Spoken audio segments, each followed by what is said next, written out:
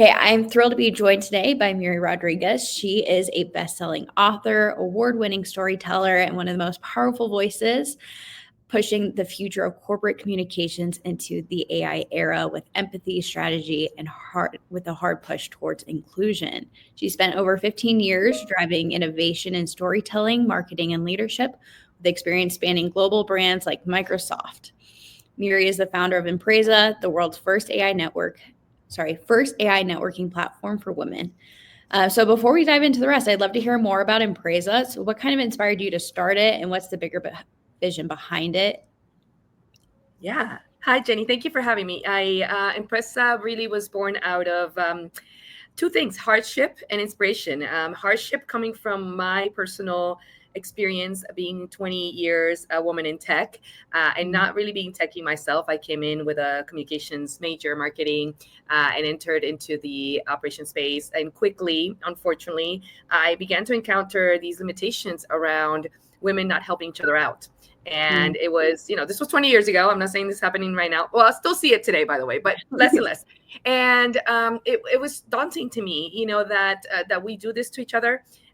In fact, throughout my career, I've had, well, not throughout, right now I have 6 mentors, and they're all white males. And it's not for lack of asking other women to mentor me. I did, and flat out knows.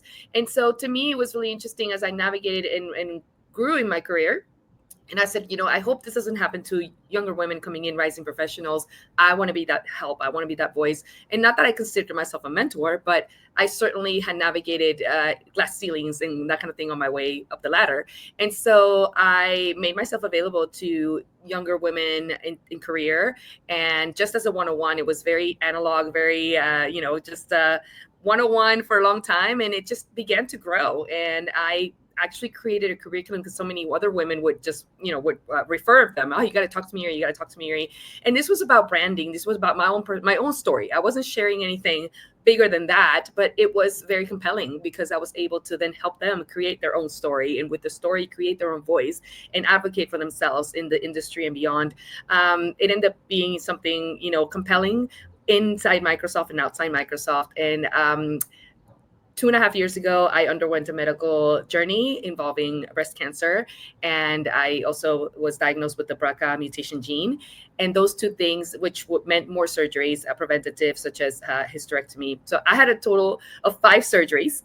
And I was just like mentally done. It's just like, okay, once I'm done with this, I'm gonna move to Italy, drink some wine, and eat some pasta, and no longer in the corporate world. And but the universe had other plans, obviously.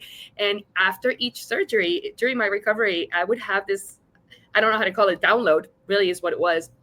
And I was putting these puzzle pieces together. I was just writing ideas on my phone. I was literally at the hospital writing ideas. I'm like, is this the drugs? I don't know what's happening, So, and the last surgery I had was June 23rd of 2023. I can't forget, the dates are so weird now. 2023. And it was the last puzzle piece where I saw this thing come together. And at the time we called it barter, which just means bartering between women, bartering ideas, bartering secrets, bartering services, because we do this anyway. So if I'm really good at storytelling and you're really good at taxes, then we can help each other out and build each other's business. But then it grew as I developed the idea, as we thought about it more. I was like, this is an AI. And so I immediately knew it. But my conundrum was, I work for Microsoft and we're building AI. And so if I disclose, they're gonna fire me and take my idea. Obviously, that didn't happen. I courageously disclosed, and they invited me to actually apply for Microsoft Startups Hubs, and I became a partner. So I am a partner and an employee of Microsoft. So that's impressive. Amazing. I mean, thank you for sharing such a vulnerable and inspirational experience. Like, I can't imagine how challenging that would have been, and for something so positive to come from it. So I love kind of how you touch on this bartering, and there needs to be more sharing of ideas. I think naturally, as I feel like technology kind of opens us up, we're all kind of like getting more closed off, and everything. So the irony, right? Yes. Yeah. And you're like, okay, what is everyone doing? And then you talk to other leaders, and all of a sudden it's like that aha moment of like, wait, we're going through the same thing. No one's just talking and sharing how we're getting through it.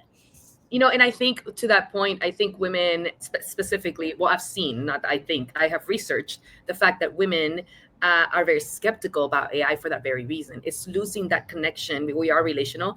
And, if I start talking to a robot and exchanging ideas with a bot that's just sourcing from the internet, Mhm. will I have the need? Will I lose the opportunity to connect one-on-one with people and to exchange those insights that are the creator sites that the bot can't do? So it's something to think about that's happening real time.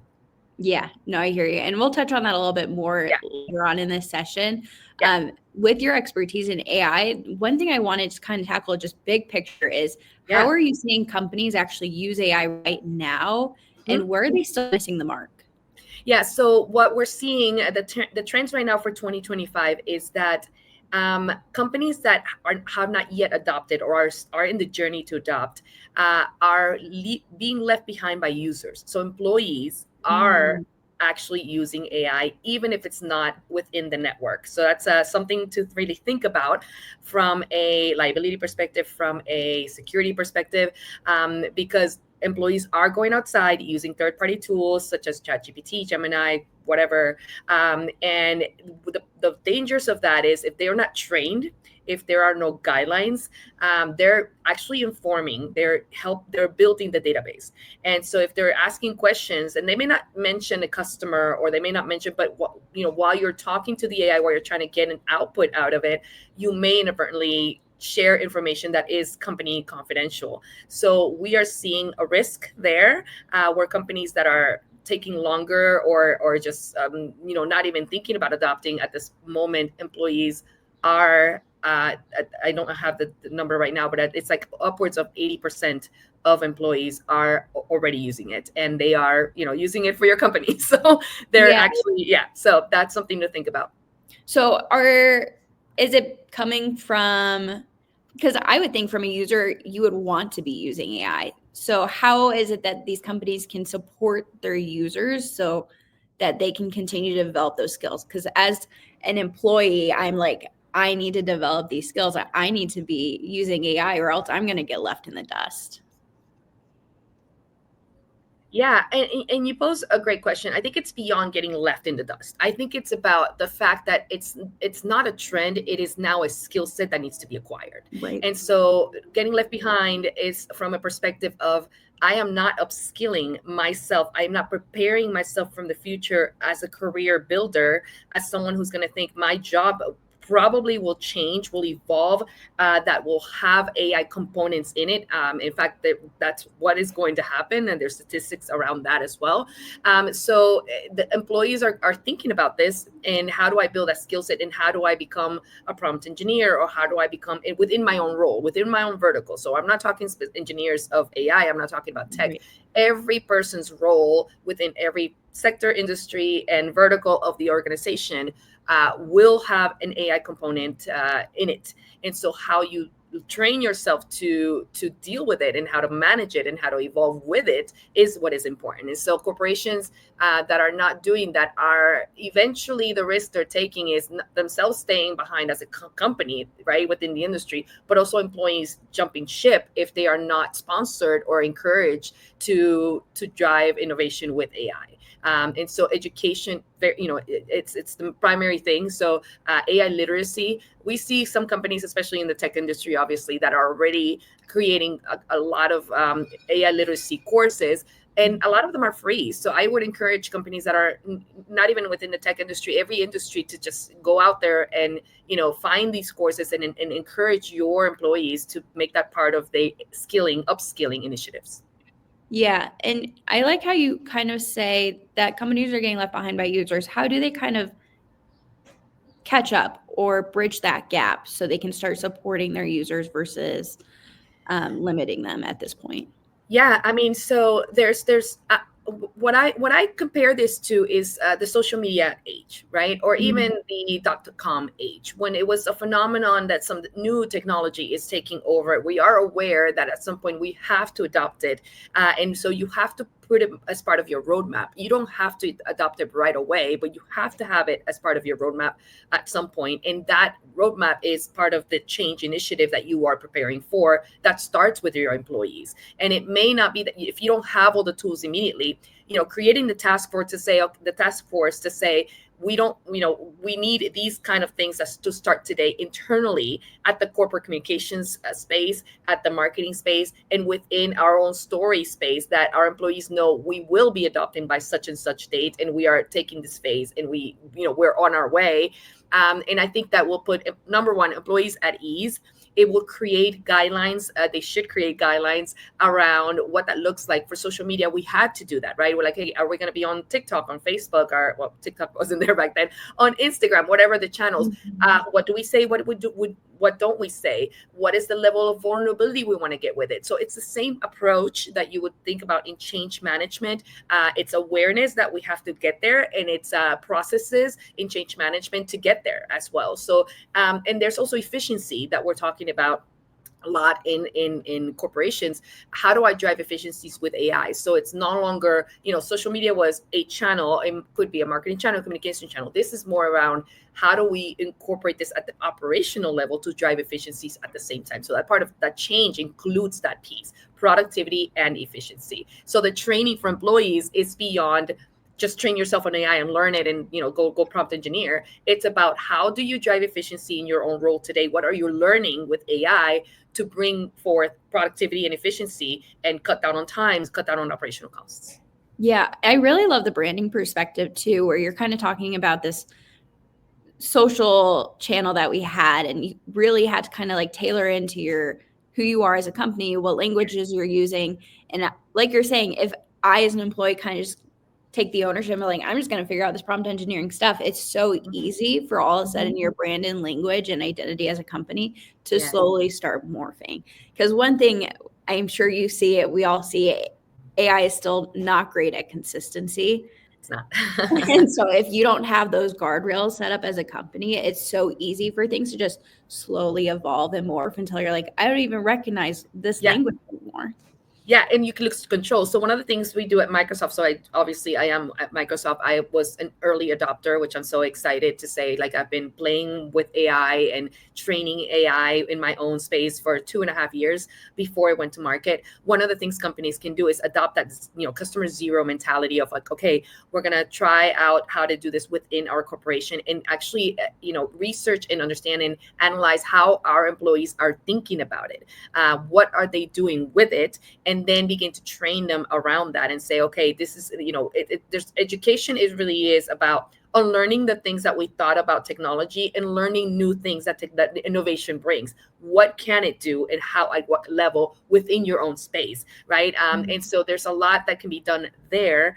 And for me, when I started to train, and you think about that evolution, I actually, left the original chat going to see how that evolution goes from today, when I talk to it, when I've trained it already, and how, how wonky it was, and how disparate it can be in its answers, and now how it is today. So it's really fun to think I am part of that training. A lot of people forget that we are still training the AI. It is not, when we talk about generative AI specifically, in large language modeling. So we're still training it. You're not just using, it's not all one size fits all, and it's already not all here 100%. It isn't. Don't ever treat it that way.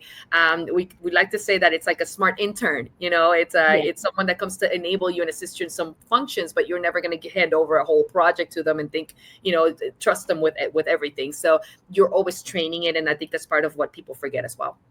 Right. And you're kind of touching on where I wanted to go next on this next evolution. So we kind of talked about it previously on a call prior to this. We were kind of touching on agentic AI. Yes. And so it's this new evolution of what generative AI was.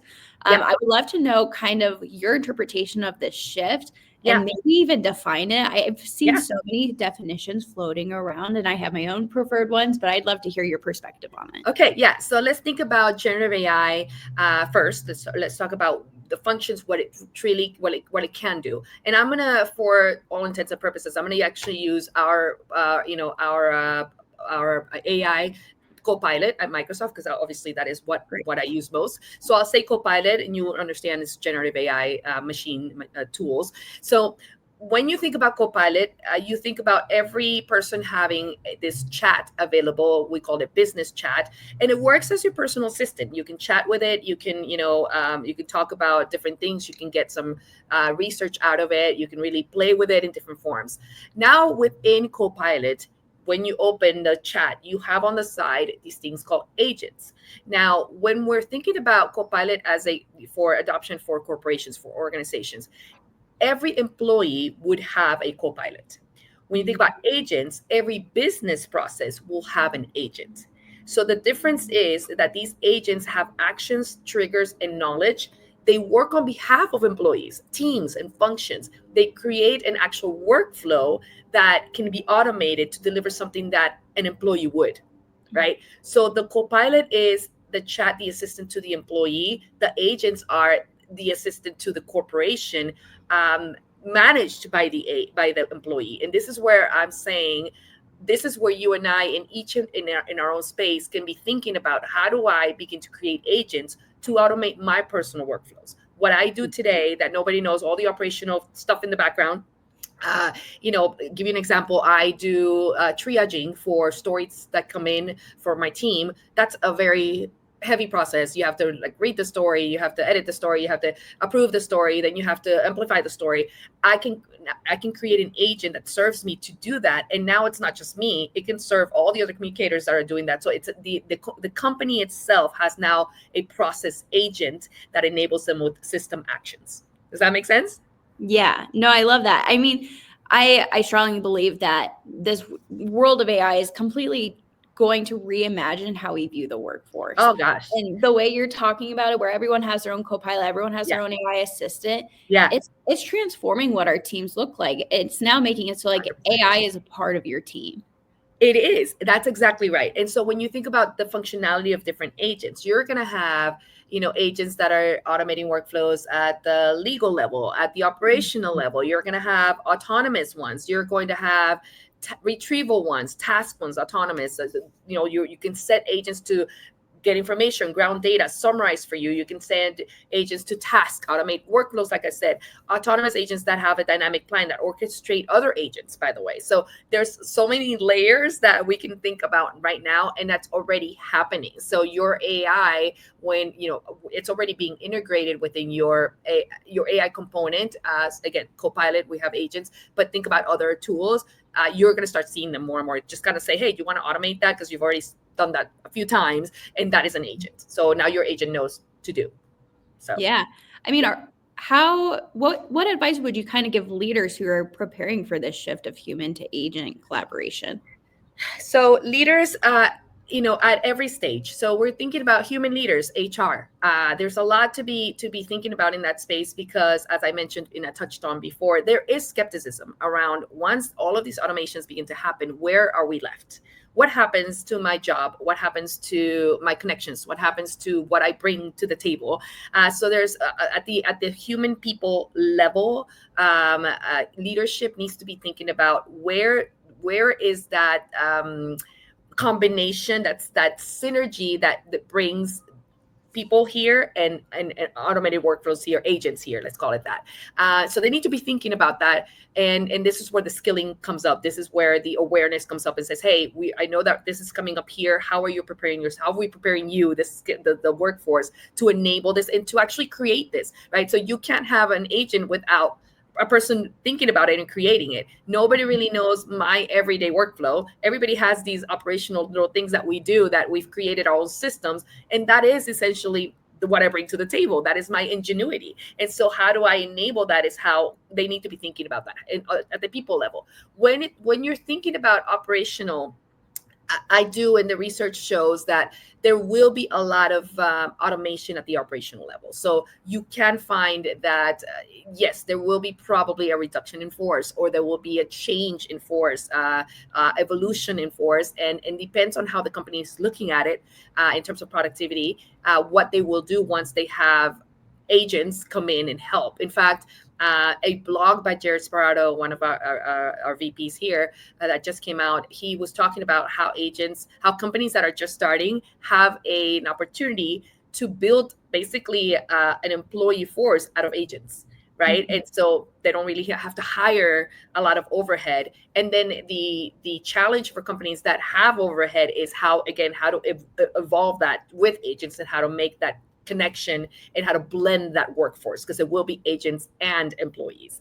And so that's what the leaders need to be thinking about. It's no longer about how to just integrate AI as a function, as a part of your innovative transformation, your digital transformation. It is how these agents will begin to work with you and with your workforce. Yeah. I know we were talking about leadership, but you said something that I think is applicable for Yeah. kind of anyone who's listening, even if they're outside of leadership. And Yeah.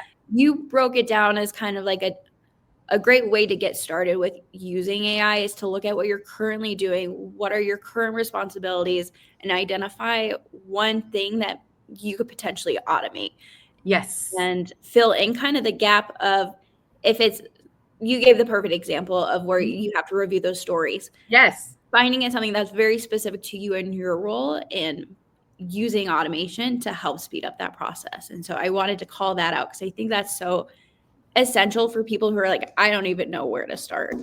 Yeah. And then so I did that, right? It was an easy kind of automated workflow. And then I had time.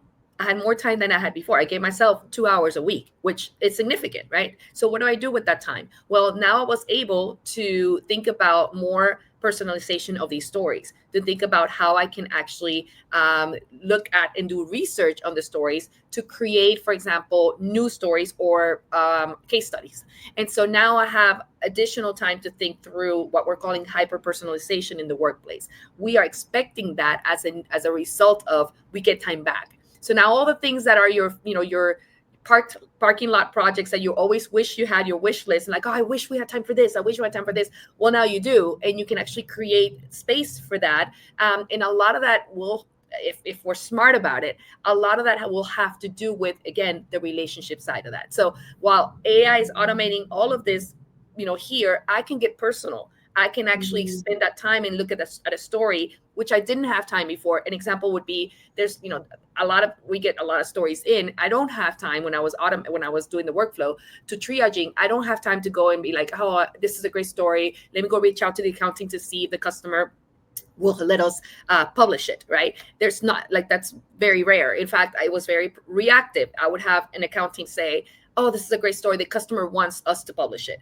and it's far and few in between. Now this is happening here, and I'm going here proactively and going, great story, guys, can we talk to the customer? And now we're getting a lot more case studies. We have a pipeline that we never had before. That's a very small example. That's not exactly the majority of what I do. That's 5% of what I do. But at the 5% level, now we're getting personalized and we're getting personal stories that are countering the robotic actions here, if that makes sense, right? So Yeah. it's not one against the other. It's really a symbiotic relationship that we can bring if you're able to see how your role, you can automate these pieces and get more personal on this side. Yeah. And it just makes me think. So we kind of touched on it in the beginning. I think it would be a disservice if we didn't touch on it. So Yeah. when we first started, we were kind of explaining how women sometimes struggle with AI because they feel like it lacks personalization or it lacks this sense of connection. And Yeah. I think you just gave a really good example on how you can still achieve that with AI. Yes, yes. The problem is that we are naturally skeptics about life, about systems, about institutions, and of course about technology. And we have to be, because unfortunately for us, there have been a lot of limitations where these systems do not serve us.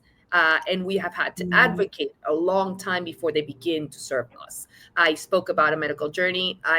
It was 2022 when I was diagnosed, and I cannot begin to tell you the amount of layers that were part of the system that has always existed at a patient doctor relationship. I mean, I couldn't even begin to tell you.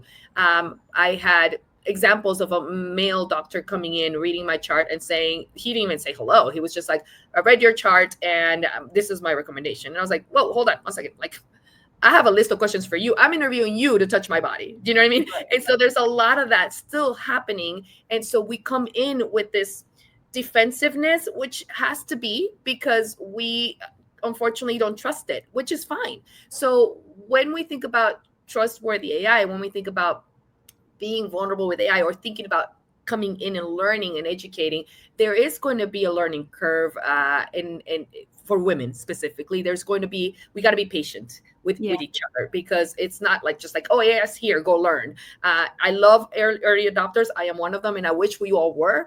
But that education is going to come little by little. And I say this for corporations.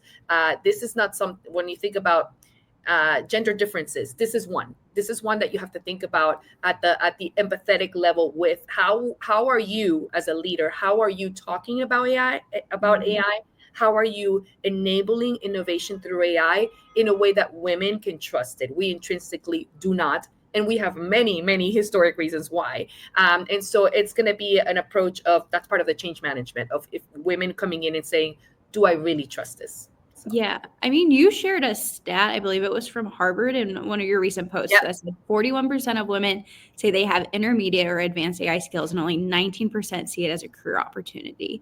yeah, Like, that should be an alarming stat for crazy. everyone listening. And if that doesn't support what you just said, like, you need to actively be thinking about, how do we bridge this gap? How do we improve this so that we can start getting women more involved? Yeah, and talking about it again from that perspective, it's like children. They don't just adopt things just because you tell them, right? Like, it's like they there's a natural process of them getting curious, understanding it, learning it. And so we're all in it. We're all in a different journey. And so we have to be aware in this journey of empathy as we begin to adopt. Same thing with social media when it first came out. I mean, I think about, it's comical to me. I think about maybe the telephone, when it was, when everybody started having a telephone in their house. I don't know if you're old enough. I am aware. We had, I was a child, but we had the rotary phone at my house.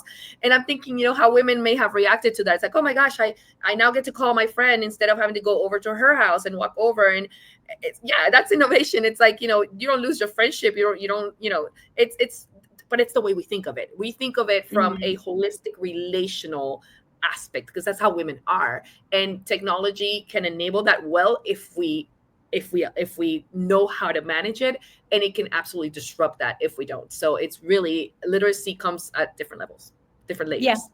Yeah. No, I love that. And I Yeah. think too, what kind of helps me in my perspective is, I love to just stay creative. And I guess creative maybe might be the wrong word. I stay curious. Yeah. I'm always just searching and just being willing to just try new things and see what happens.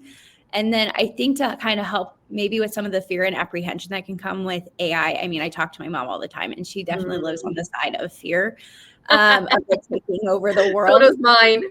And I have a lot of empathy for that, because I can only imagine. But what kind of helps me is just thinking through history. Like, there has been so many moments where we had these jobs and roles that were so repetitive, and we found ways to automate them, even if it's as like simple and silly as like, aren't you so glad that you can get in an elevator and push a button and get to the floor that you want to, and you don't Yes. have to, like, I don't know, as an introvert, I love that I don't have to talk to someone to push a button.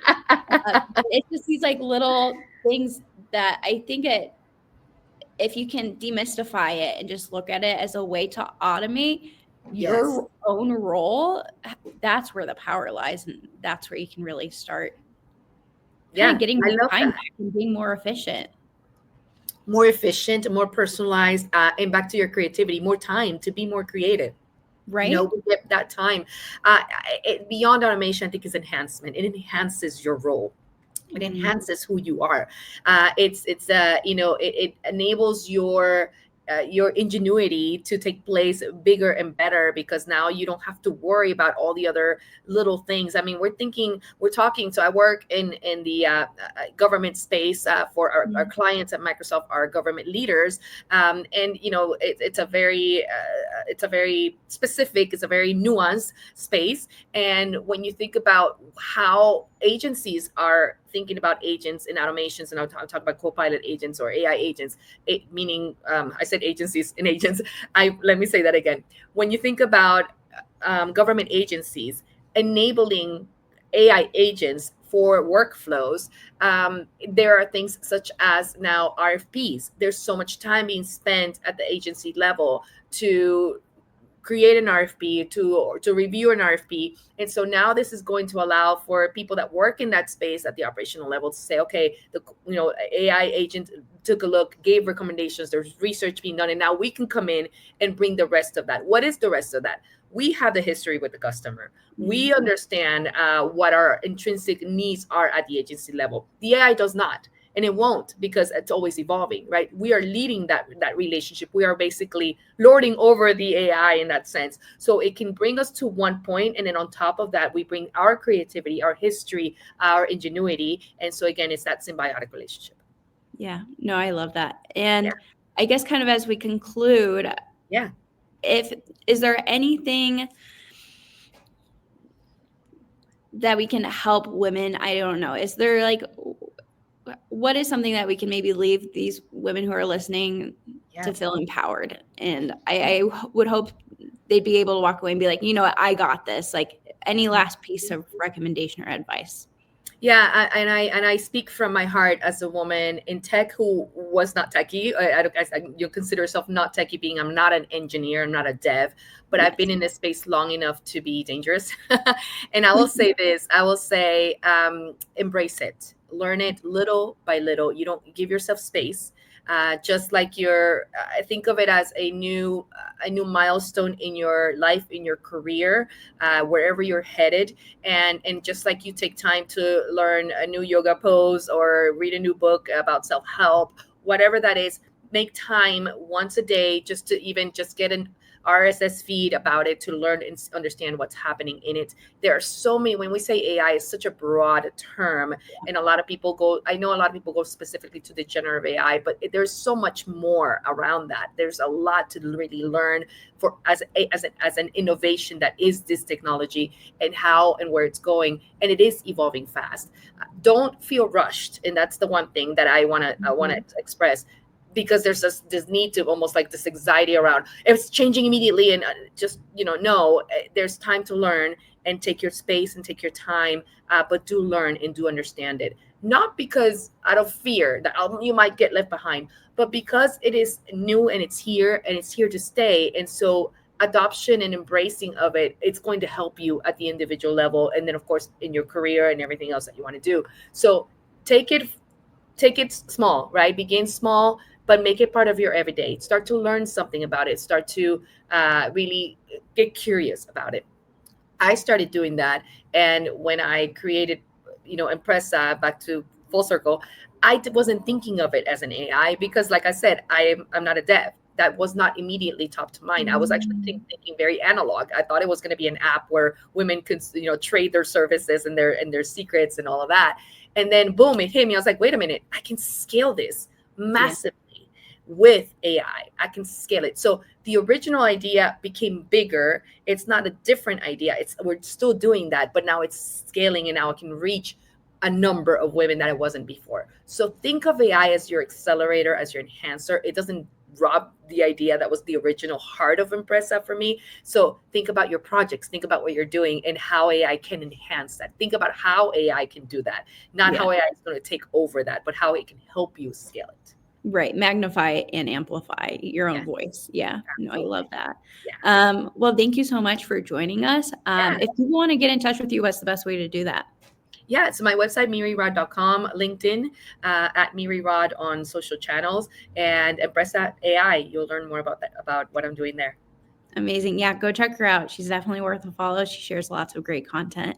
And thank you so much for joining us. And we hope you enjoy the rest of the summit. Thanks for having me.